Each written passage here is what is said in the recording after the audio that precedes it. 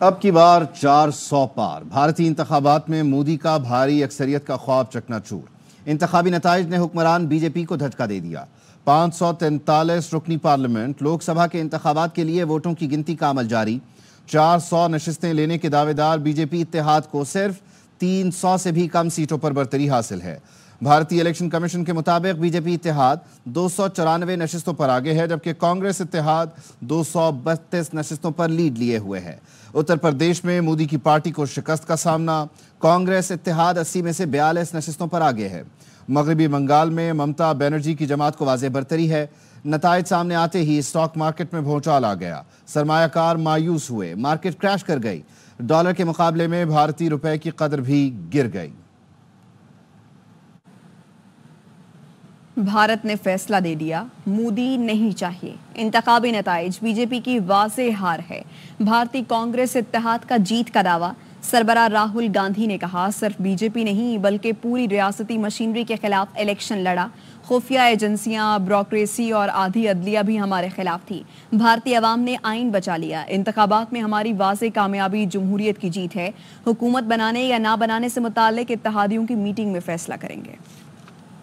देश ने नरेंद्र मोदी जी को साफ कह दिया है कि हम आपको नहीं चाहते हैं। लड़ाई कॉन्स्टिट्यूशन को बचाने की थी। मैं हिंदुस्तान की जनता से दिल से धन्यवाद करना चाहता हूं। आपने संविधान को बचाने का पहला और सबसे बड़ा कदम ले लिया है। हिंदुस्तान का जो पूरा गवर्नेंस का स्ट्रक्चर है, इंटेलिजेंस एजेंसी, सीबीआई, ईडी, आधी जुडिशरी, इन सब के खिलाफ हम लड़े थे। इन सब इंस्टीट्यूशंस को नरेंद्र मोदी जी और अमित शाह जी ने कैप्चर करा, धमकाया, डराया।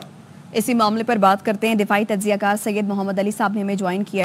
मोहम्मद अली साहब, बहुत शुक्रिया आपके वक्त का। ये कहिएगा कि मोदी सरकार जो कि नारा लगा रही थी और दावा कर रही थी कि 400 से जायद हम सीटें नशिस्तें जीतेंगे, और अभी राहुल गांधी आए, प्रेस कॉन्फ्रेंस की, उन्होंने वाज़ेह तौर पर कहा कि हम इत्तेहाद बनाएंगे, और 300 भी नशिस्तें नहीं ले सकी मोदी सरकार। क्या कहेंगे सर?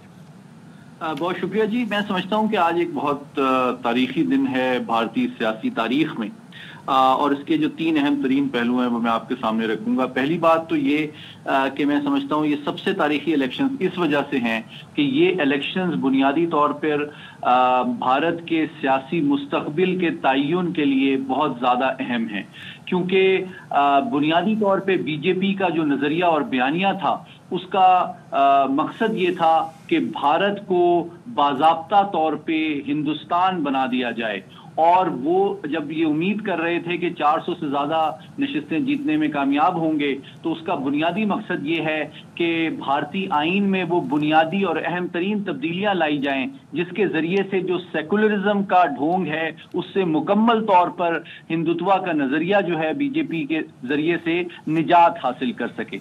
दूसरी बात ये है कि मैं समझता हूं कि कांग्रेस और उनकी हलीफ जमातों ने भी बहुत बड़ा कमबैक किया है, और जो बयानिया और सोच थी बीजेपी की, बुनियादी तौर पे उसको जो गरीब और भूखी और गुर्बत में परेशान और मजबूर जो अक्सरियत है उसने रिजेक्ट किया है, जबकि जो चंद अंतहा पसंद हिंदू हैं और जो अमीर तरीन जो वहाँ के लोग हैं उनका जो तसल्लुत है भारतीय सियासी और माशी निज़ाम पे, दरअसल ये उसकी रिजेक्शन है।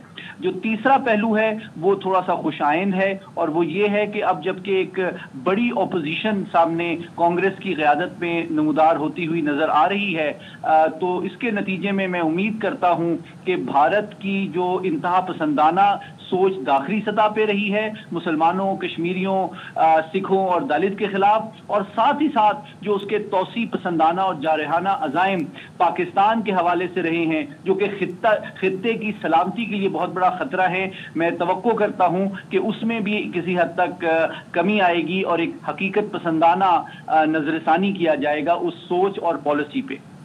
सैयद मोहम्मद अली साहब, आप साथ ही रहिएगा। कमर चीमा साहब ने भी ज्वाइन किया है। चीमा साहब, thank you so much for your time. यकीनी तौर पर जो एक एलीट है वो इस एक्सट्रीमिज़म, इस माइंडसेट से फ़ायदा उठाती है जिसकी तरफ सैयद मोहम्मद अली साहब निशानदेही कर रहे हैं, लेकिन ख़ास तौर पर जो एक माइंडसेट है जिसे कैश किया गया एक्सट्रीमिज़म के, जिसमें बाबरी मस्जिद के मामलात हों, मणिपुर को आप देख लीजिए, इसके अलावा फिर स्काफ के वाक़यात हों, तो ये सोच पनपती रही और ये बताया गया कि ये इंडिया की सोच है, लेकिन इंडिया ने तो इसे रिजेक्ट किया है।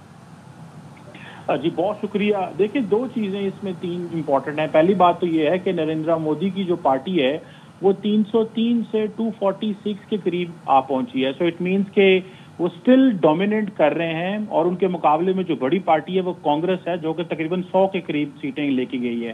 सो स्टिल वो तकरीबन 150 सीटें ज्यादा हैं। एक तो ये फैक्टर को देखना है, लेकिन इंपॉर्टेंट चीज ये भी है कि जिस तरह आप ये बात कर रहे हैं, फॉर एग्जाम्पल यूपी जो है वो ये समझा जा रहा था, उत्तर प्रदेश, वहां भी ये समझा जा रहा था कि वो लैंड क्लीन स्वीप कर जाएंगे राम मंदिर की वजह से और जो वहां पे इन्वेस्टमेंट्स की गई थी, लेकिन वो सारे का सारा जो है वो हार गए हैं। सो ऐसे लग रहा है कि जो हिंदू हार्टलैंड था, जहां पे नरेंद्र मोदी सोच के बैठे हुए थे कि यहां से तो हमने जीत जाना है, वो ओवर कॉन्फिडेंट थे, वो सारे का सारा वो लूज कर गए हैं। दूसरी अहम बात यह है कि नरेंद्र मोदी अपनी बेस छोड़ गए थे। उनकी बेस थी आरएसएस, उनकी बेस थी बीजेपी। अब देखिए उन्होंने क्या किया कि उन्होंने सारी की सारी अपनी पार्टी की जो पॉलिटिक्स है, ये सारे का सारा जो इलेक्शन है वो ब्रांड मोदी के ऊपर लड़ा। और जो ब्रांड मोदी था वो जो हिंदू मुस्लिम डिवाइड को आप ले लें या अपने दोस्तों को नवाजना, जैसे कि जितने भी गुजरात के बड़े बिजनेसमैन थे, वो अदानी हो, अंबानी हो, सारे स्टेट कॉन्ट्रैक्ट उनको दिए गए। फिर जो है वो जितना भी पैसा इलेक्शन के हवाले से लिया गया वो भी इन्हीं पॉलिटिशियन से लिया गया जिनको इन्होंने कॉन्ट्रैक्ट्स दिए। तो बड़े पैमाने पे ये चीजें भी सामने आई। तो मोदी साहब एक तरफ इंटरनेशनली बड़ा इंडिया को कह रहे थे कि जी हम बड़े कनेक्टेड हैं ग्लोबली, लेकिन घर पे जो उनका ध्यान था वो अपनी पार्टी यकीनी तौर पर सूरत हाल वहाँ चैलेंजिंग थी और इन चैलेंजेस की वजह से बीजेपी को शिकस्त का भी सामना करना पड़ा। कमर चीमा और सैयद मोहम्मद अली साहब हमारे साथ मौजूद थे। आप दोनों हजरात का शुक्रिया।